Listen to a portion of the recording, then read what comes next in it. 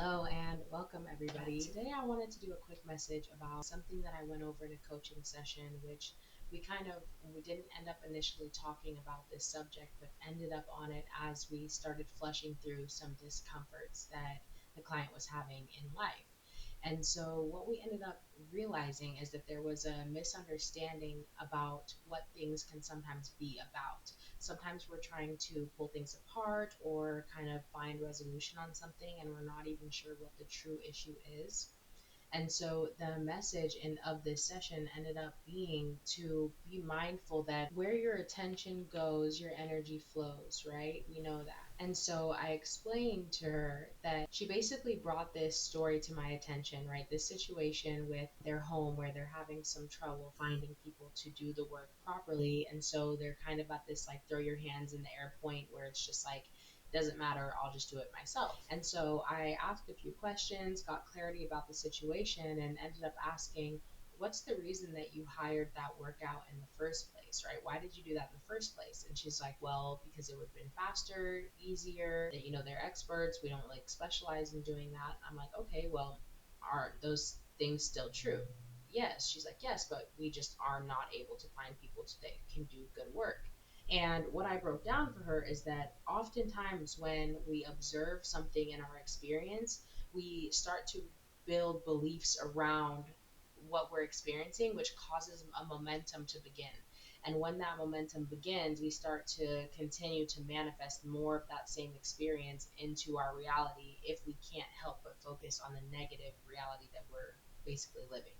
So what I mean by that is that when they had the initial experience with the first contractors who didn't do well, they started to focus on the fact that they did not have a good experience. And then with that energy, they went and hired more contractors. And they had an energetic expectation of what was going to happen based on their previous experience.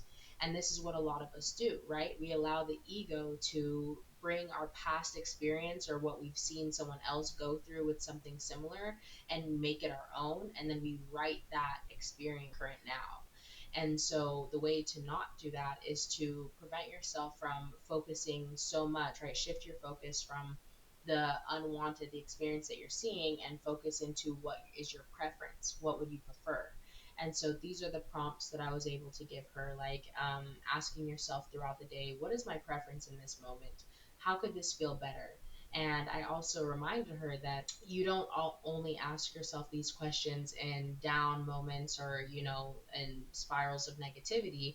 These are things that you can and should especially ask in positive moments, in high flying moments when you're feeling fantastic. Like, how good can this really get? Like, really milk the moment for what it is.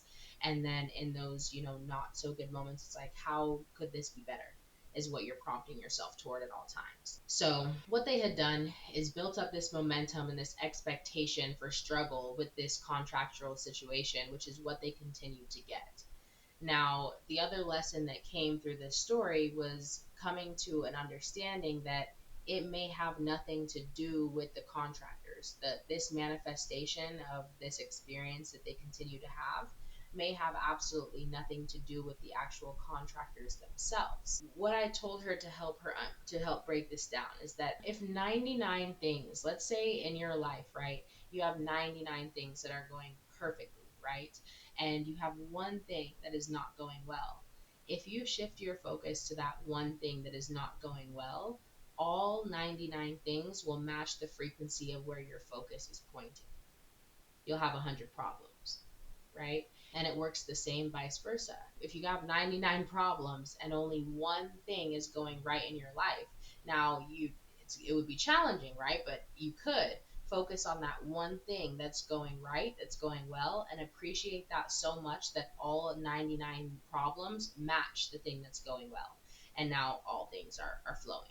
You are the focuser, you are the manifester. And so it's up to you to decide where you point your attention and your focus and what you appreciate on. That was another segment of our coaching where I said, really sit with the understanding of the meaning appreciation.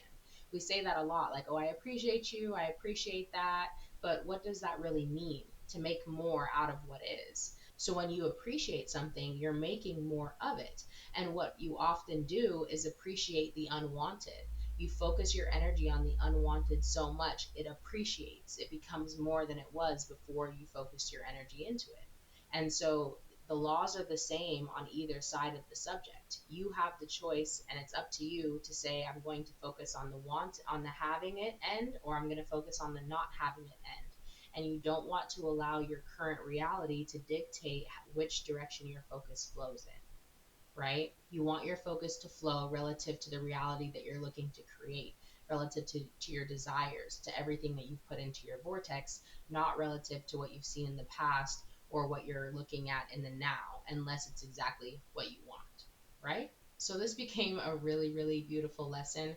I do think it's important to, as you navigate through life, be mindful of what am I focusing on? A lot of the time, because of these like tactics and sort of domestication that we've been through throughout life, we think that if 99 things are going really great in life and one thing is not, it is our work, it is our duty to focus on that one thing because we need to get that one thing up to par with the other 99, right? And I'm sure as I'm saying this, you're like, well, yeah, that's what makes logical sense.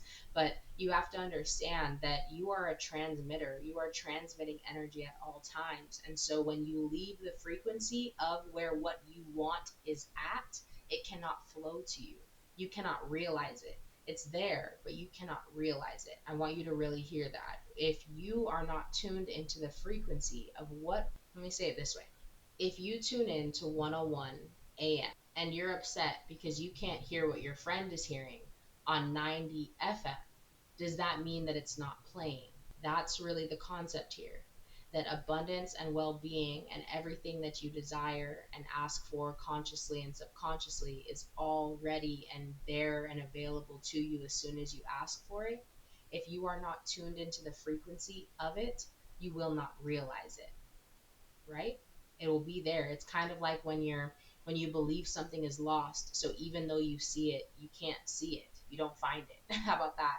It's like looking for something that you've already decided is lost.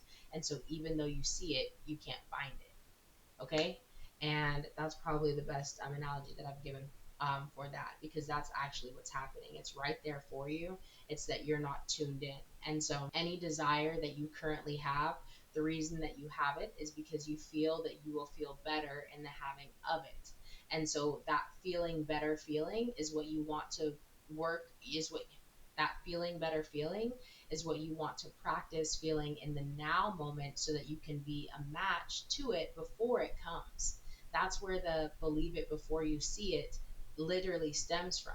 Because if you can believe it, if you can expect it before it's part of your physical reality, that is how it becomes your physical reality. If you can't get into a believing mode or an expectant mode for what you desire, then you will not realize it when it's delivered to you. And so that's why we want to navigate life and implement systems and strategies for practicing ourselves back into alignment so that we can see and realize all of the gifts that are on the way to us and we can be a cooperative component to receiving it because it's there. It's there for you. It's there for us.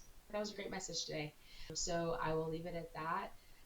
Really, really excited to be going on this journey with you all, and absolutely don't hesitate to leave me any type of comments or messaging about what you'd like to see. Questions that you have about any of the words that I'm using or the things that I'm saying are always helpful because you only know what you know, don't know what you don't know. And so sometimes as I'm flowing and talking, if you're not here with me physically, I'm not always sure how things are being received. So ask for clarity and, ask and receive. I think that's a wrap for today. So thanks so much for tuning in to the Alignment Effect, and I will see you all soon.